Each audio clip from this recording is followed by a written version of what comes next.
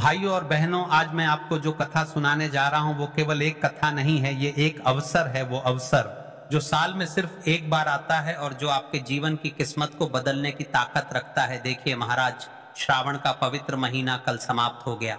वो महीना जो भोलेनाथ को समर्पित था, लेकिन आज 10 अगस्त से एक और पावन यात्रा शुरू हो रही है। भाद्रपद मास, ये महीना दो महाशक्तियों को समर्पित है। भगवान श्री कृष्ण, जिनका जन्म इस महीने में हुआ, भगवान गणेश, जिनकी आराधना इस पूरे विशेष फलदायी होती है।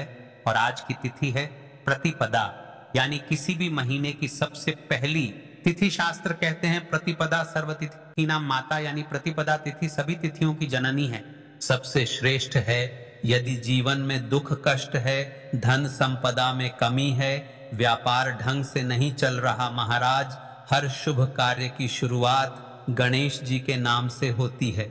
शादी हो, नया घर हो, व्यापार हो या पूजा पाठ, सबसे पहले उनका स्मरण किया जाता है, क्योंकि वे विघ्नहर्ता हैं। आज की प्रतिपदा तिथि पर अगर कोई उपाय किया जाए और वो भी गणेश जी अर्पित करके, तो जीवन के हर काम में आ रही रुकावटें मिट जाती हैं और सुख समृद्धि का स्थायी वास हो जाता है। आज का उपाय 11 चावल के दाने और एक दीपक। अब सुनिए आज का वो खास उपाय जो पीढ़ियों से हमारे ऋषि मुनि बताते आए हैं। सिर्फ 11 चावल के दाने और एक दीपक, इतना साधारण लगने वाला ये उपाय भाद्रपद मास की प्रतिपदा को गणेश जी और शिव जी दोनों का आशीर्वाद दिलाता है। शिव महापुराण और गणेश पुराण दोनों में इसका उल्लेख है कि प्रतिपदा पर धान्य चावल और प्रकाश दीपक का अर्पण करने से लक्ष्मी कभी घर नहीं छोड़ती। क्यों करें ये उपाय? आज ही साल में सिर्फ एक बार भाद्रपद मास की प्रतिपदा आती है, गणेश जी की आराधना का सबसे शुभ दिन, विघ्न नाशक शक्ति का जागरण, 11 चावल, 11 इंद्रियों का प्रतीक जिनसे जीवन संचालित होता है। इन्हें शुद्ध करके अर्पित करने से इंद्रियां सही दिशा में काम करती हैं। दीपक अज्ञान के अंधकार को मिटाकर सुख समृद्धि का प्रकाश लाता है। इस उपाय को करने से फायदे, आपके जीवन में क्या परिवर्तन आएगा? घर में धन संपत्ति की कभी कमी नहीं होगी, बिजनेस में तरक्की के रास्ते खुलेंगे, परिवार में क्लेश खत्म होकर आपसी प्रेम बढ़ेगा, कोर्ट कचहरी या सरकारी कामों में जीत मिलेगी, स्वास्थ्य में सुधार और मानसिक शांति का अनुभव होगा, अटकी हुई शादी, रुके हुए सौदे, सब में तेजी आएगी। देखिए महाराज, आज की शिव महापुराण की कथा में एक पत्र आया है। अब मैं आपको एक सच्ची घटना सुनाता हूं। ये कहानी है राजस्थान के कोटा शहर की एक महिला अर्चना जी की। अर्चना जी के पति का बिजनेस 3 साल से घाटे में चल रहा था। घर का माहौल भी खराब, पैसे की कमी से बच्चों की पढ़ाई तक रुकने लगी थी। पिछले साल भाद्रपद मास की प्रतिपदा को उन्होंने मंदिर में एक वृद्ध पुजारी से ये 11 चावल और दीपक वाला उपाय सुना। उन्होंने बिना देर किए उसी शाम गणेश जी के सामने ये उपाय किया। भाइयों और बहनों, सिर्फ 21 दिन में उनका अटका हुआ 8 लाख का पेमेंट वापस आ गया। 3 महीने में उनके बिजनेस में इतना काम बढ़ा कि पुराने कर्ज खत्म हो गए। आज वो हर महीने की प्रतिपदा को ये छोटा सा उपाय करती हैं और कहती हैं, ये 11 चावल के दाने मेरी जिंदगी बदल गए। जिन्होंने पिछले वीडियो में कमेंट किया था, जान ले अपनी राशि से जुड़ा भाग्य। आज की 2 विशेष राशियां ज्योतिषाचार्यों के अनुसार आज के दिन 2 राशियों पर गणेश जी की विशेष कृपा है। सबसे पहले और विशेष राशि है वृषभ राशि, रुके हुए पैसों की प्राप्ति होगी। दूसरी और विशेष राशि है सिंह राशि, करियर और मान सम्मान में बढ़ोतरी होगी। तो महाराज, श्रावण का महीना भले समाप्त हो गया हो, लेकिन आज से एक और पवित्र यात्रा शुरू हो रही है। ये सिर्फ 11 चावल के दाने और एक दीपक का छोटा सा उपाय आपके जीवन में वो दरवाजे खोल सकता है जिन्हें आप से खटखटा रहे हैं। आज शाम को ये उपाय जरूर कीजिए और गणेश जी से दिल से कहिए, हे विघ्नहर्ता, मेरे जीवन से हर बाधा को दूर करो और मेरे घर में सुख शांति और समृद्धि का स्थायी वास कराओ। तो चलिए चलते हैं उसे विशेष उपाय की तरफ जो आपको कल प्रतिपदा तिथि के दिन करना है। तो चलिए अब चलते हैं उसे विशेष उपाय की तरह जो आपको कल प्रतिपदा तिथि के दिन करना है। यदि आज आपने वीडियो को बीच बीच में से देखा, काट काट कर देखा, तो आपको जीवन में कभी सफलता हासिल भी नहीं होगी। तो दोस्तों, 11 चावल के दाने वाले उपाय को हमें इस प्रदोष व्रत के दिन कैसे करना है, किसको करना है, किस समय करना है और कहां पर करना है, ये सारे सवालों के जवाब आपको इस वीडियो में मिल जाएंगे। और जो ये वीडियो देखेगा भाई, उसको 11 चावल के दाने वाला उपाय जरूर करना चाहिए, क्योंकि इस दिन एक चावल के दाने का भी बहुत ही बड़ा और विशेष महत्व होता है। और जब बात आ जाए 11 चावल के दाने, कि तो ये सोने पर सुहागा वाली बात हो जाती है और ये एक बहुत ही बड़ा उपाय हो जाता है इस बुधवार प्रदोष व्रत का। तो इस 11 चावल के दाने वाले उपाय को आखिर करना किसको है, सबसे पहले हम लोग वह बात जान लेते हैं। तो देखो, घर की जो बड़ी माताएं बहनें होती हैं, उन माताओं बहनों में से कोई भी एक बड़ी माता बहन इस वाले उपाय को कर सकती है। और दोस्तों, अगर आप चाहे तो अपने घर में से सभी सदस्यों को भी इस उपाय को करवा सकते हैं। अगर किसी व्यक्ति की खुद की कोई मनोकामना है, खुद की कोई दुख और परेशानी है जो कि वह अपने लिए ही करना चाहता है, इस वाले उपाय को तो वह खुद अपने लिए भी करता है। बाकी अगर कोई घर में से ऐसा है जो कि अपने पूरे घर परिवार की सुख और शांति के लिए यह वाला उपाय करना चाहता है, तो भाई वह भी कर सकता है, उसमें भी कोई दिक्कत वाली बात नहीं है। कहने का मतलब यह है कि इस उपाय को हर एक सदस्य भी कर सकता है और पूरे घर परिवार के सदस्य के लिए घर की बड़ी माताओं बहनों में से कोई एक माता बहन भी कर सकती है। माताएं बहनें अगर घर में उपस्थित ना हो या वह यह वाला उपाय ना कर पा रही हो, तो फिर घर का कोई सदस्य भी इस 11 चावल के दाने वाले उपाय को कर सकता है, चाहे फिर वह पुरुष ही क्यों ना हो, उसमें कोई भी दिक्कत वाली बात नहीं है। अब दोस्तों, इस 11 चावल के दाने वाले उपाय को हमें करना कहां पर है? हमें इसे शिव जी के मंदिर में जाकर करना है। बहुत सारे लोग प्रश्न करते हैं, हर एक उपाय को करते समय क्या हम इस उपाय को घर पर कर सकते हैं? तो इस वाले उपाय को आप घर पर नहीं कर सकते हो।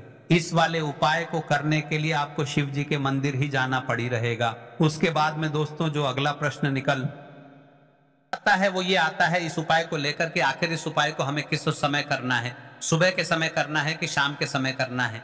तो देखो, इस वाले उपाय को आप लोग सुबह के समय भी कर सकते हो और शाम के समय प्रदोष काल में भी कर सकते हो।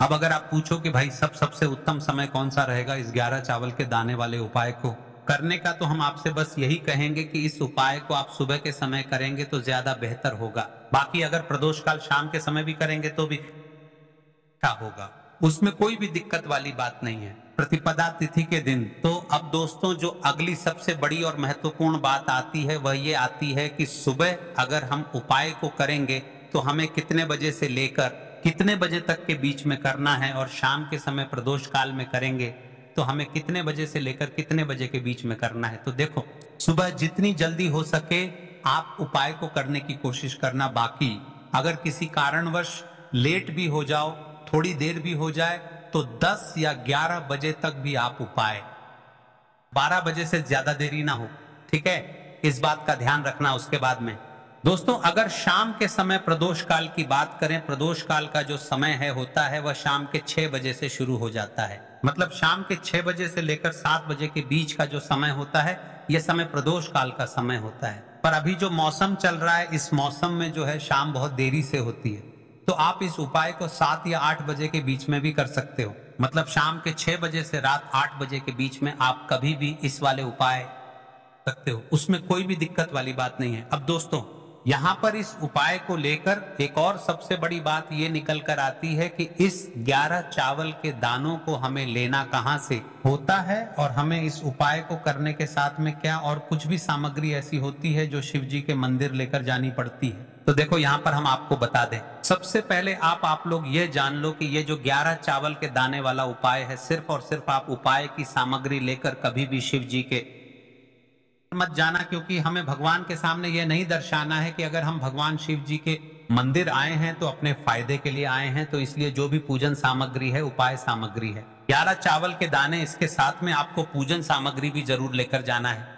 देखो, अगर सुबह के समय उपाय कर रहे हो तो सीधी सी बात है, 1 लोटा जल तो आप लेकर जाओगे ही जाओगे। वहीं 1 लोटा जल अगर मिट्टी का जल हो तो बहुत अच्छा रहेगा। मिट्टी का जल कैसे बनाया जाता है, इसके लिए हमने पहले से बहुत सारी वीडियोस बना दी है।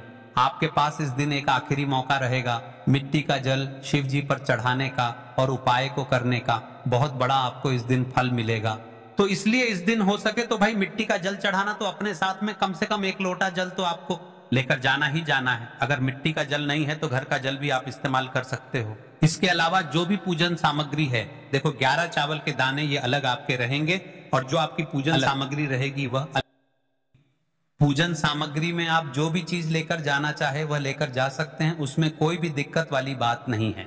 वहीं अगर हम बात करें शाम के समय की, तो शाम के समय शिव जी पर जल नहीं चढ़ता है। इसीलिए शाम के समय आप लोग एक दीपक तैयार कर लें जो कि गोलबत्ती का, आटे का, शुद्ध देसी गाय का घी का होगा, है ना। इस बात का आप लोगों को ध्यान रखना है और इस दीपक को आपको घर से जलाकर नहीं लेकर जाना है, भगवान शिव जी के मंदिर में जाकर ही जलाना का भी आप लोगों को ध्यान रखना है। अब दोस्तों यहाँ पर हमें इस बात को समझना है कि ये 11 चावल के दाने हमें लेना कहाँ से है।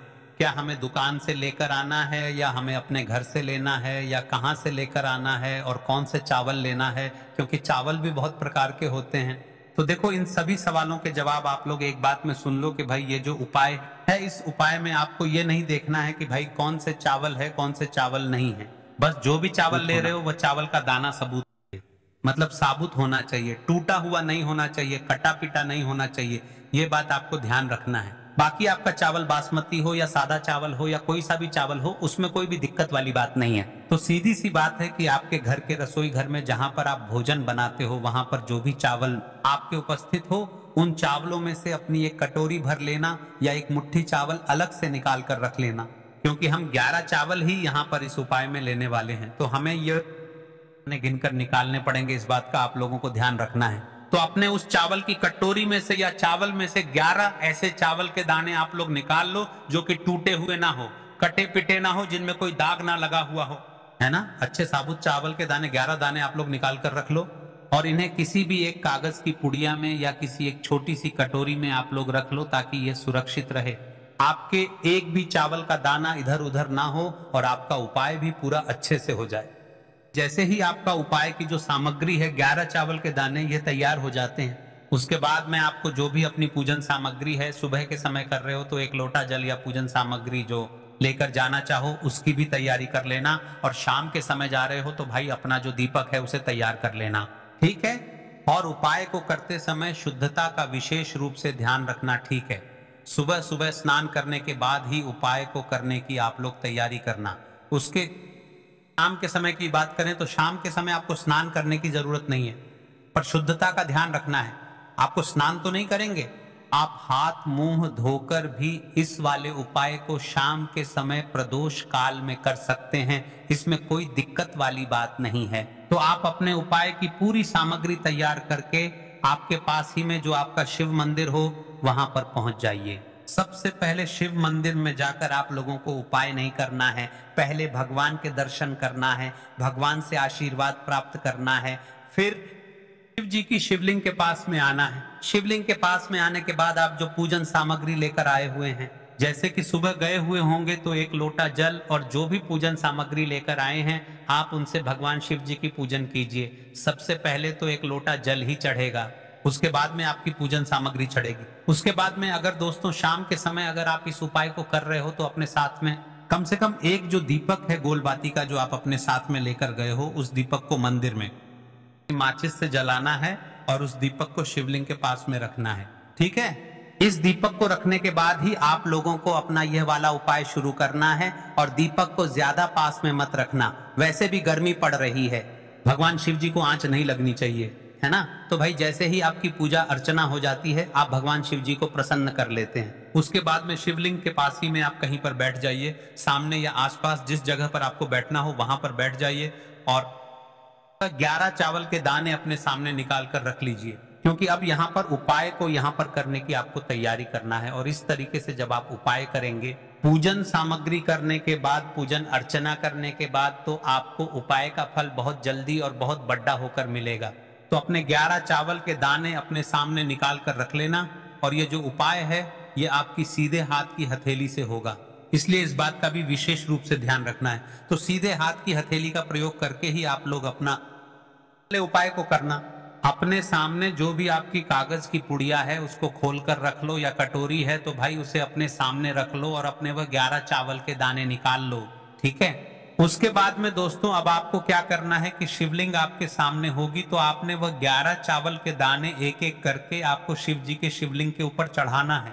कहां पर चढ़ाना है? शिवलिंग के ऊपर चढ़ाना है और कहीं पर भी नहीं चढ़ाना है। आपको अपने हथेली से तो शिवलिंग के ऊपर चढ़ना है, भले फिर वह अपने आप जलाधारी पर गिर जाए या मतलब वहीं पर गिर जाए, उसमें कोई दिक्कत वाली बात नहीं है, पर आप चढ़ाओ शिवलिंग के ऊपर ही।